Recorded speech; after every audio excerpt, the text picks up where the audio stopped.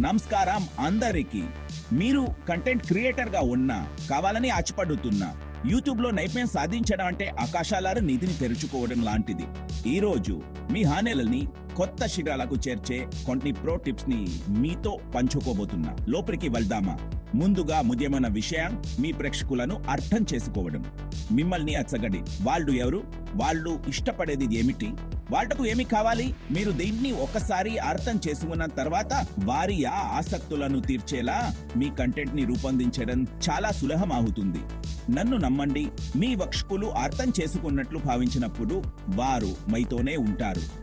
ఇప్పుడు క్రమబద్ధత గురించి మాట్లాడుకుందాం. దీన్ని నేను ఎంతగా చెప్పినా తక్కువే. క్రమబద్ధత అనేది కీలకం. వారిలోని నిర్దిష్ట రోజులలో అప్లోడ్ చేయడం అయినా లేదా మీ వీడియోలలో క్రమాన్ని ఉంచడం అయినా ఇది విధేయమైన ప్రేక్షకులను ఏర్పరచుకోవడంలో సహాయపడుతుంది. వారు ఎప్పుడు తిరిగి చూడాలో తెలుస్తుంది.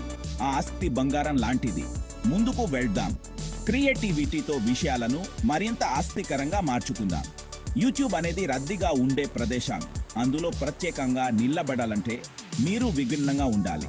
ఫార్మాట్లతో ప్రయోగాలు చేయండి. కొత్త ఎడిటెక్ స్టైల్స్ ని ప్రయత్నించండి లేదా విభిన్న శైలులను కూడా మిళితం చేయ